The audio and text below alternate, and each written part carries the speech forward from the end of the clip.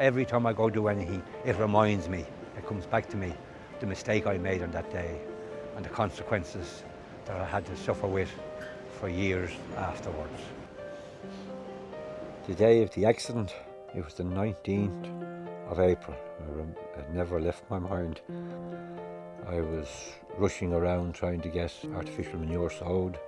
I was behind time with my work because I was after lambing 500 ewes, and I had a family member who was with me at the time, and he had got up on the shed at my instructions. The bales were 4 high, and I told him to roll down a bale of hay.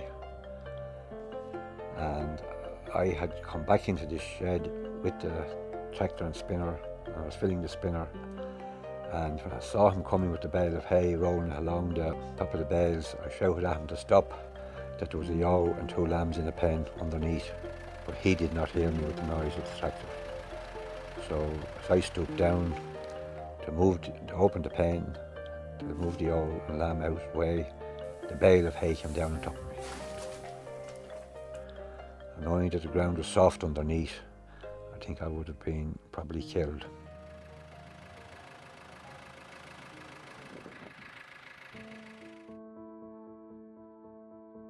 I tried to get up after the impact, and I knew there was something seriously wrong. I just couldn't move on this side.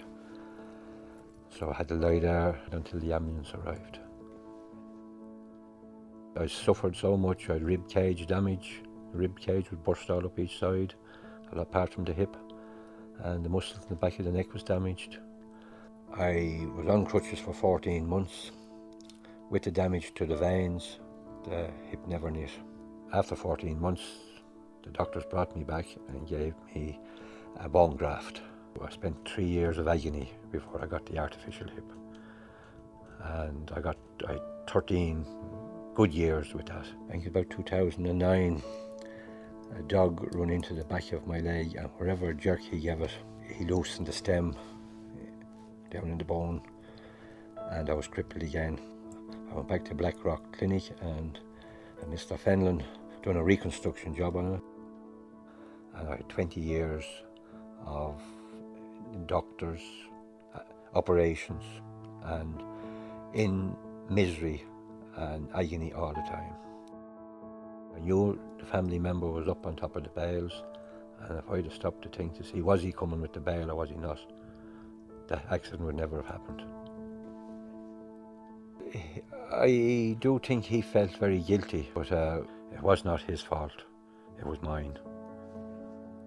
But it had a big impact on the family and on my wife and on everyone all around me, because I was wanting to do things, was cranky, and I was blaming myself for letting it happen, and I just wasn't happy in myself. Everywhere I looked, there was work to be done.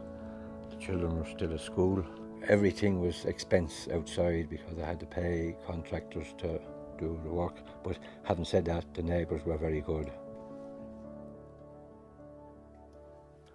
But it's not easy when you're in a situation when you're dependent on someone to help you to do everything, and things going wrong on the farm, and you're trying to do something and you're not able to do it. It's a frightening thing to think about, that you could have been crushed to death over your own carelessness. I just watch now, no matter what I do, I look to see is there a danger there before I do it. And it doesn't cost any money to do that.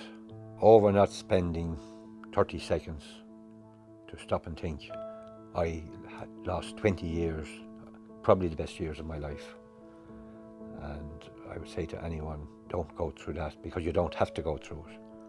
Just stop and think.